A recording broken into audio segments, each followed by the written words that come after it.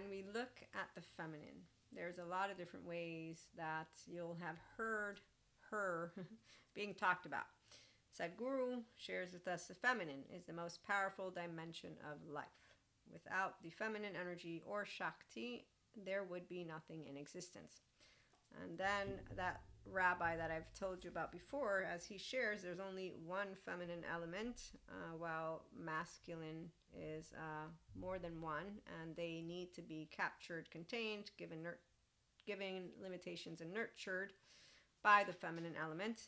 So the empowered feminine is that body and heart is how I'm going to bring it to you, because somatics and good therapists and body, mind, all the neuroscience, all of the smart ones, mindfulness, mindset works because people get to do their true self. So you get your 0 1 year old, 3 year old, all your child parts asleep, and if you need sensory motor, somatics, EMDR child parts work, you do that. But the empowered feminine, which I get to embody, you'll know if you're an empowered masculine or empowered feminine, respects free will and knows that masculines and feminines get to choose their path. So if they don't want to join that Christ consciousness, they don't want to join being their inner child functional adult, they don't have to. Now I'm going to bring it to you. But the part about why the feminine element is so powerful, and I really wanted to hone in on that one as a feminine from the 5D Mystic Enlightenment perspective, and why when I see the 4D out there, they're all the distorted feminines because they have spiritual ego or spiritual bypass.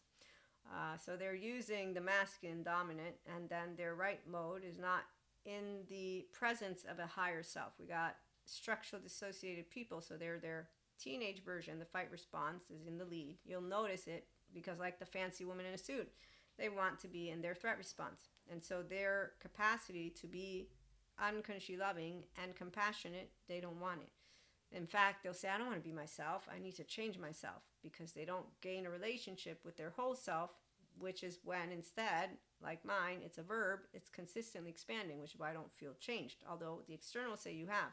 So you're always going to meet people who want to tell you who you are, but when you're a differentiated self, you are your higher self, and you're the whole self, and you own yourself and the sense of self, you consistently will show up as that empowered feminine.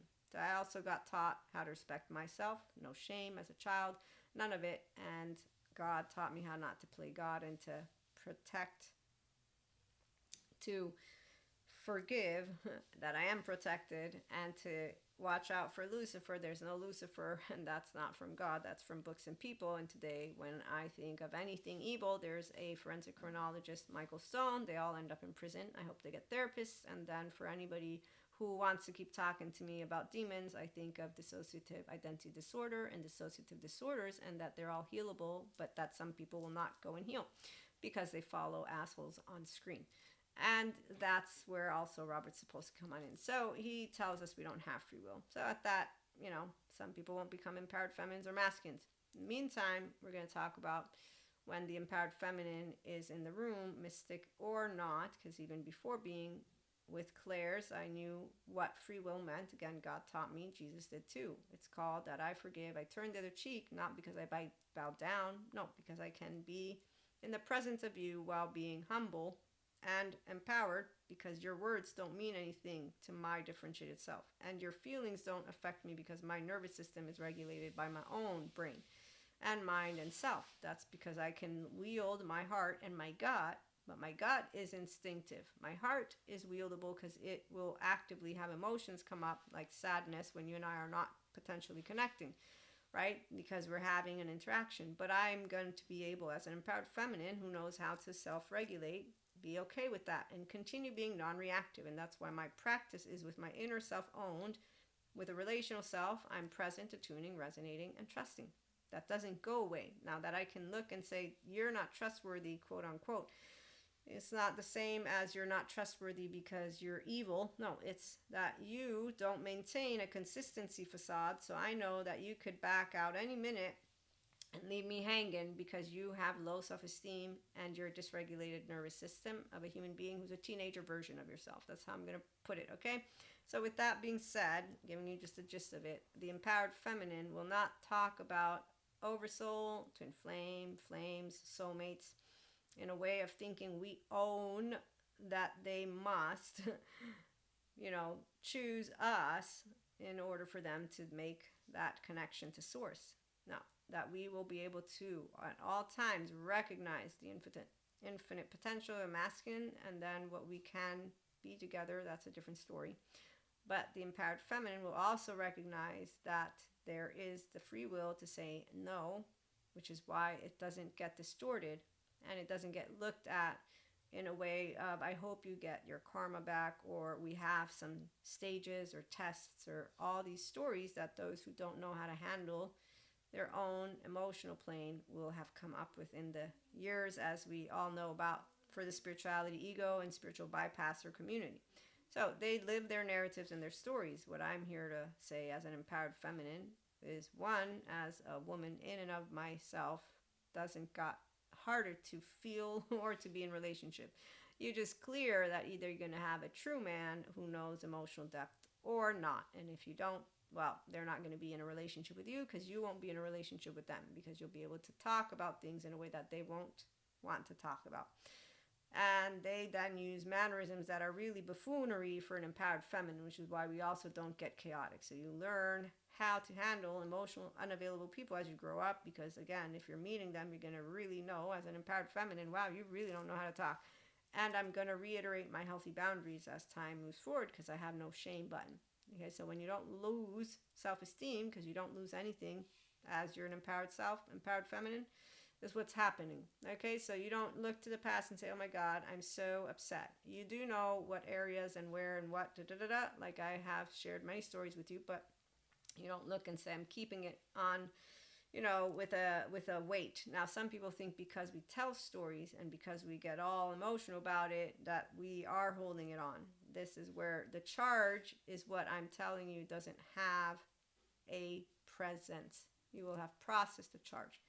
On the other hand, if there still is a charge, you will know of it, and you'll know to what past events, because it'll be an explicit memory charge. So you will know to who and what and you will know of this. It's why the sciences, they use words like post-traumatic growth, because they are always using that and looking at the nervous system and the embodied brain from that perspective. I'm coming to you as a mystic, content creator, mentor, enlightenment, so age group. So the science is a bonus, but it allows me to support two sides of the same coin, mindfully living and spiritually living people, one and in the same, because it's a whole self that is owned by you. And then you're knowing how to use two sides of the brain and the vertical integration, and you continue to enjoy going out and hanging out and being a person with people. So securely attached, the 5D collective. Safe haven, secure base. Okay, and so when I and you are presenting each other to each other, I'm not going to make you treat me in a certain way. I'm not going to do any of the sort. I'm going to treat you the way that I want to treat you, which will be with that respect that I got taught. But it will be also with my ventral vagal tone, and it will be in an absence of pleasing, appeasing you, because I don't have to do that, like you don't have to do that to me. Okay, so empowered feminines build genuine, authentic relationships because we don't pretend to be somebody we're not. Masculines and feminines will learn this if they choose to empower their 0-1-year-old, their 3-year-old, and become their integrated brain and their restorative embodiment self. Until that moment, you'll notice the flags when they have no flag posts, because they will go and do basically a bunch of 360s, because they don't know how to wield their own nervous system in a state of non-reactivity. And so we will be back again with more. In the meantime, empowered feminines, unconditionally loving each other with flaws, imperfections. You do you, I do me.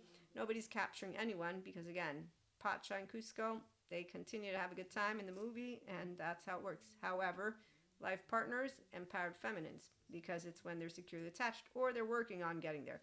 And in either or case, they will know about healthy self-worth boundaries. They'll know about how to talk about things. They'll want to talk about things.